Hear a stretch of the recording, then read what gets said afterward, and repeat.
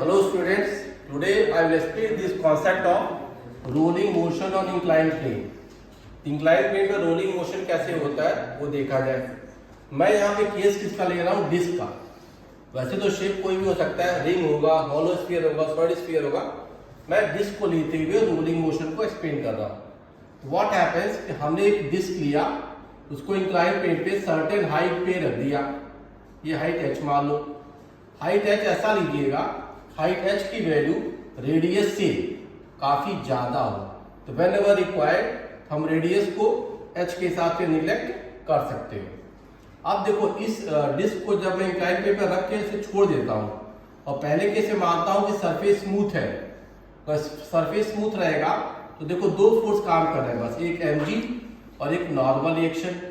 तो आप देखो mg और नॉर्मल रिएक्शन दोनों जो है सेंटर से ही पास करेंगे। जब सेंटर से पास करेंगे कि दोनों मोशन में के होने की वजह से केवल ट्रांसलेशन मोशन होगा, कोई रोटेशन वाली बात नहीं होगी।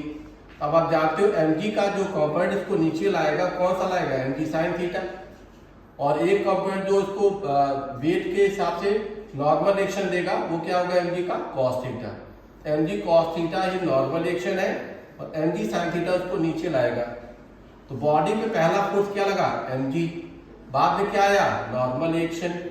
अब अगर म्यू 0 होगा, फ्रिक्शन नहीं होगा, तो केवल लीनियर मोशन होगा।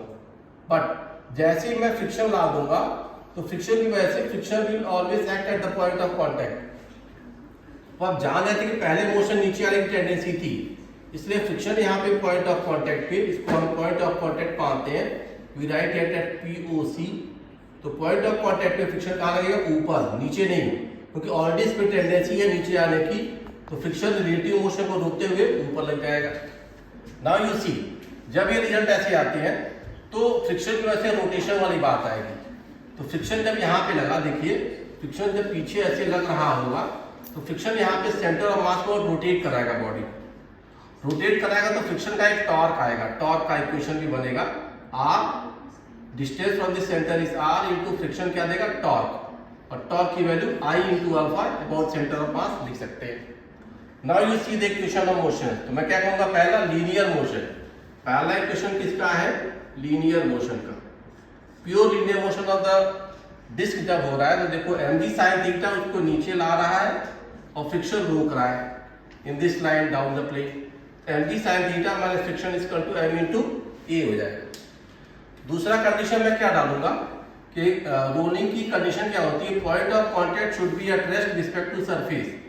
देखो a आगे जा रहा है और अल्फा आर यहाँ पे पीछे जा रहा है, तो a माइनस अल्फा आर ही acceleration of point of contact होगा। तो पॉइंट ऑफ कांटेक्ट का एक्सलेशन जो हो गया, a माइनस अल्फा आर से 0 होना चाहिए, क्योंकि ग्राउंड में क्या है, रेस्ट पे है। तो a minus alpha R rolling की कंडीशन से आ गया, हम कहेंगे a equal to alpha R. तीसरा देखो, torque due to friction, r cross friction ही जाएगा टॉर्क, तो r इंटू फ्रिक्शन की वैल्यू क्या होगी, आपके पास टॉर्क के बराबर होगी। और यहाँ पे I की ऑफ द डिस्क क्या होता है, मास स्क्वायर बाई 2। अब इसको हम अप्लाई कर ले रहे हैं। अब देखो, one of the friction component R के साथ जो R है, और ये R एक कैंसिल कर दिया मैंने। इस इक्वेशन से मैं क्या पाऊंगा, friction is equal to ma by 2।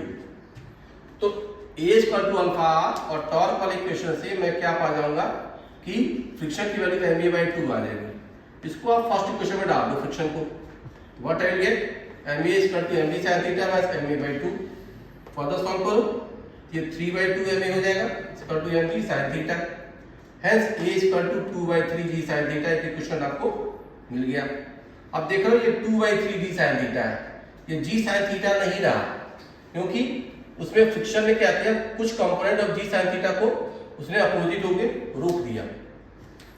तो यहाँ पे मैं ये क्यों कह पा रहा हूँ less than g sin theta है ड्यू टू फ्रिक्शन। अगली बात देखिए, फ्रिक्शन को मैं वैल्यू कैसे निकाल सकता था इन the terms of given parameters, friction ma by 2 है।